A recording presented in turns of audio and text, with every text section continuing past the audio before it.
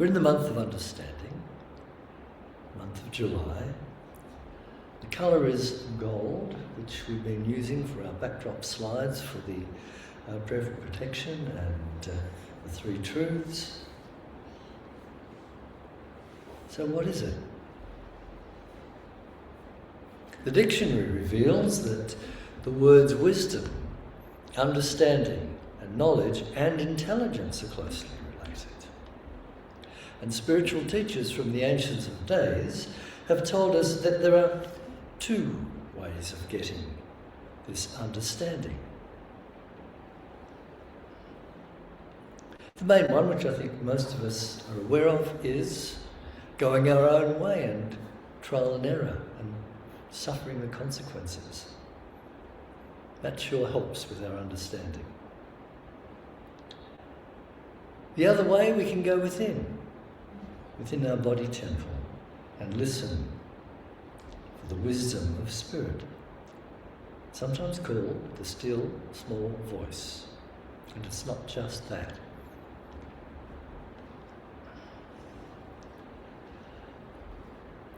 How often have we been asked when we've been in a situation where someone says, "Do you understand? Have you got it?" And you think, yes, but you really haven't. And we all know that Darren Hinch, who passed away a couple of days ago, I suppose if some of you remember him, he was a big part of our lives. And I worked at 3AW where he was, but he was one of the gods. We came across each other and had a bit of a chat occasionally, but my goodness, he was so gentle with everyone at the station. But I wouldn't want to be on the wrong side of him in an interview. I know someone that was, and the friend who was a lawyer of this friend say, all you do is say, "No comment." So they just rephrase everything. Throw it back at the person they're interviewing, and then again, "No comment." Well, my friend got out of this one. He was so pleased. But when I first did the panel operating, because we had to do our own desk, which is what's happening over there, it was completely different from the station I was at before. So when the senior technician said, "Do you understand? Have you got it?" I said, "Oh, yes, got this. This is easy." So we played records then, and I said, "And now here's Shirley Bassey singing My Way." It sounded like the Three Monkeys and Chipmunks because I put it on the wrong speed. After all those years, I thought to myself, for goodness sakes. And then, when I finished in my studio, you had a ritual where you had to switch this off and that off.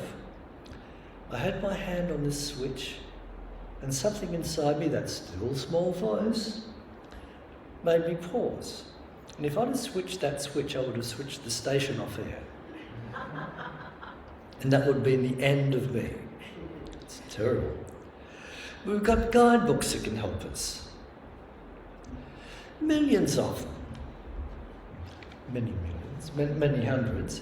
And some of them say how to do this, how to do that. But the one I begrudged, and I wanted to buy this book, but I thought, I'm not going up to the counter to buy it. It's called The Idiot's Guide to Computers. I didn't like the title. Then I looked, it's got a heap of books, The Idiot's Guide to this, that and the other thing and the other thing. And I thought, oh, I really want the computer one. So I went up to the counter, and I said, "Well, I'll have this one, please." He said, "What was that again?" I said, "It's The Idiot's Guidebook to Computers." And he just looked at me with this smirk on his face. So the book really didn't help me. You need someone to really take you through this stuff.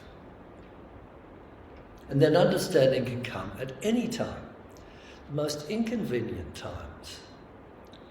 This morning I was pondering a few things from the past week. I thought, oh God, what'll I do here? What'll I do there? Will I do this? I woke up this morning and everything was settled. I have to do this, that and the other thing regardless. So while I was sleeping, Spirit did its work and I woke up to become conscious of it. Now, in my search for understanding, there appear to be three ways. Has to be perceived, then it must be received and accepted, then it must be applied, demonstrated. Now, to gain spiritual understanding is to have the awareness of demonstrating the Christ within and living from this balanced perspective of head and heart and take dominion from the Christ perspective. Now, while we've got a human body, I don't think it's possible to do this 24/7 unless you're Jesus or some of those wonderful people in the past, those way showers. But anyway, it's always there, this information for us, waiting for us to realise its presence.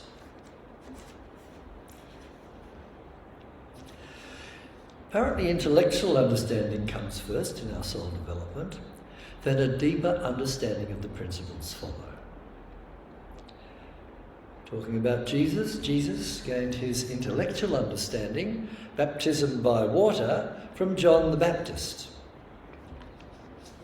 And that unleashed in him the power of what he could do. He could do anything. So he went up on the mountain and was meditating, and the so-called devil, that part of ourselves, that ego that wants to take control, said to him, look, you can do this, you can rule the world, you can do this, I'll give you 1,000 angels to do this, a bit like what's going on now with some things. And then Jesus stopped and said, get behind me. Because something inside him said, not my will, Father, but thine, thy will be done. And there was a spiritual awareness.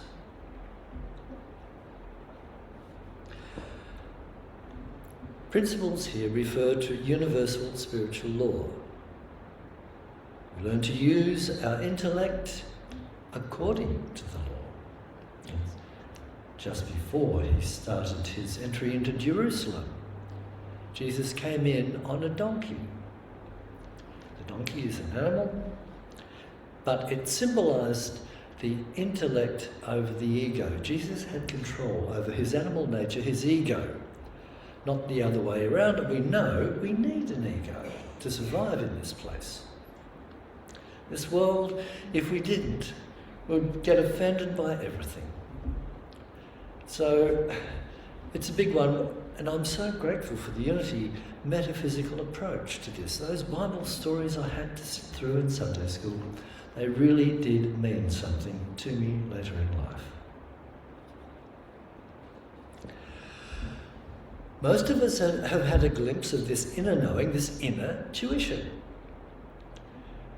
It surfaces at the beginning of our journey when all else we do from a human understanding fails. When we've gone as far as we can go, physically, mentally, and emotionally, we feel we have come to the end of the rope, so to speak, and we surrender ourselves to the outcome. But it doesn't mean we've given up. Like some of those things this morning. I went to sleep last night with these few things on my mind. Oh, that's it. I'm letting it go, take it. And I was so grateful that I was able to realise the answers in the morning. So not only does this happen to Bible characters such as Daniel and Joseph and the prodigal son, but it also happened to teachers like Wayne Dyer, Eckhart Tolle, Louise Hay and Greg Braden, to mention a few more who've been very, very positive in our teachings on the way. They stopped, and when they gave up, look at the fruit of their labours in their wonderful books and teachings. And the DVDs, that Louise Hay one, How to Heal Yourself, that is still being played by many people. I lent it to a few people over the years. And things changed from that DVD. So we've talked about the still small voice. So, let's talk about, say, a couple of things here. The heart is called the love centre, the affectionate nature in us. This is the part of us that receives the love from God, which we can then express through to others. And it may not be the love we think it is. Unconditional love is what it is. And when we sang that little song in Sunday school, Jesus loves me, this I know, I've done this one before, because the Bible told me so. Well, it's because Jesus was love. And he radiated that love. So people around him that were receptive to it thought it was for them personally, but no, they were surrounded by this love of Jesus. I think some of us here have met people that have had that. I've met 4 people, I can really say, had that heart centre open. And I remember coming down the mountain, the Dandenongs here, from a friend of mine, Gary. He had a little retreat centre. And his girlfriend drove me back down the mountain in her car. And I was just sitting there and I just felt this unconditional love. And she was putting herself out to do it because it was a busy time up there. Then there was another time at a supermarket of all places where there's a lady there, she's got 2 kids, they're screaming and carrying on, she's got a trolley full of stuff up in the car. And I looked at her, and she looked at me, and it was as if everything's all right. I don't see auras, really. I suppose I feel them more than anything else, but from her there was a vibration, a heat wave vibration, a little, just for a minute.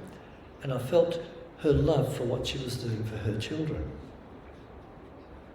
And there's a couple more we can all probably realise that we've met these people.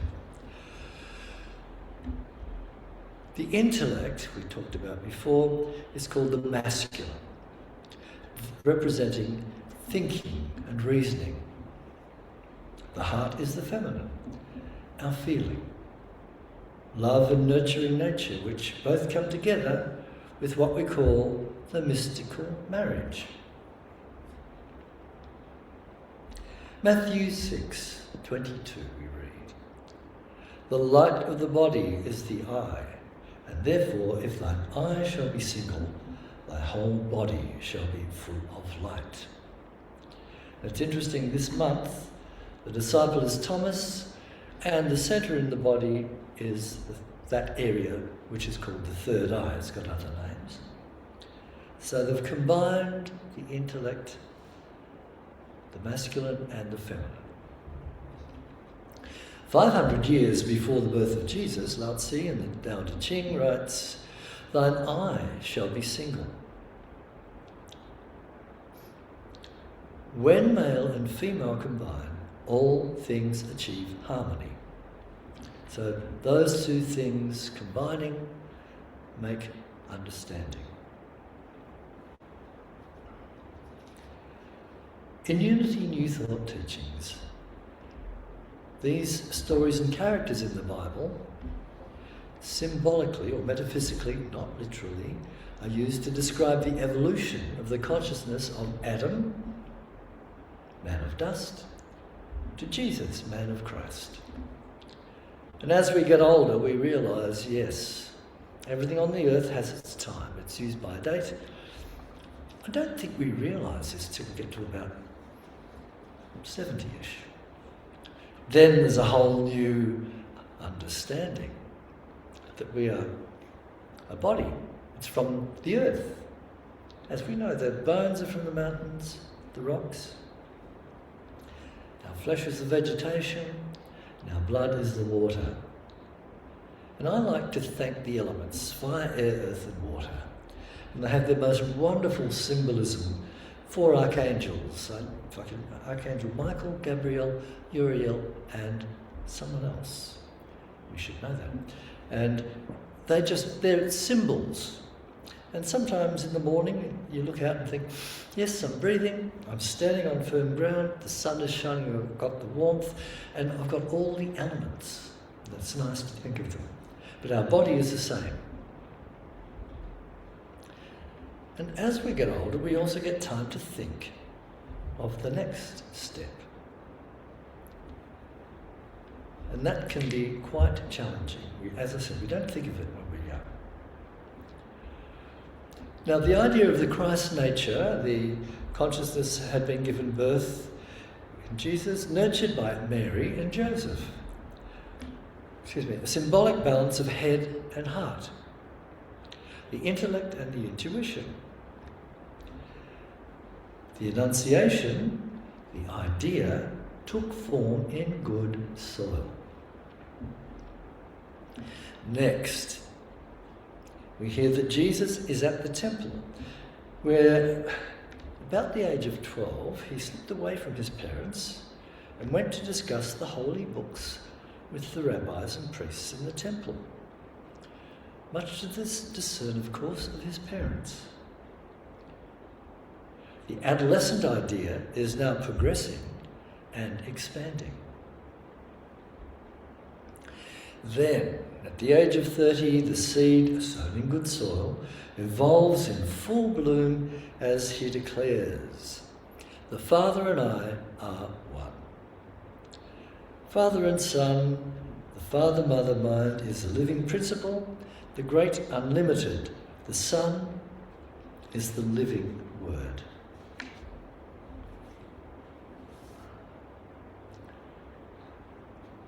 So, I'm going to move on. I didn't realise how long this was taking.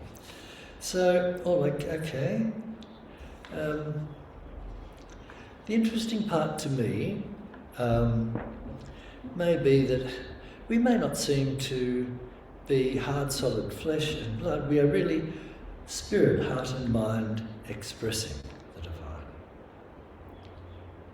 We are born perfect, but we are not expressing our perfection fully. But we will. It's our divine destiny.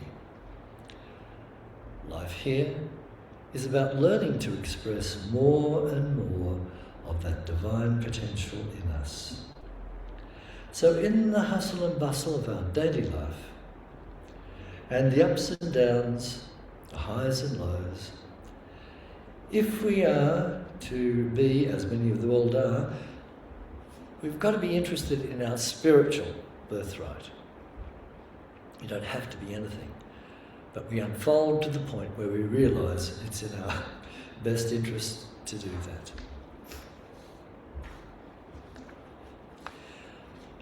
Now, at the moment, our life is the result of past thinking, whether we are aware of it or not. Here's that phrase again. There is only one presence and one power, and we are it in action. And we know that we can use certain techniques with this. They've been used since the ancient of days: prayer, meditation, denials, affirmations. And later people way down the track, Henry Ford, who was born on the 11th of July 1863, whether you think you can or you think you can't, you're right. So, all of us unfold according to our understanding and realisation.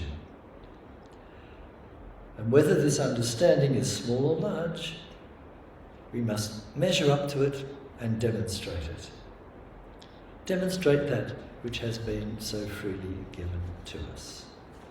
Thank you for your attention.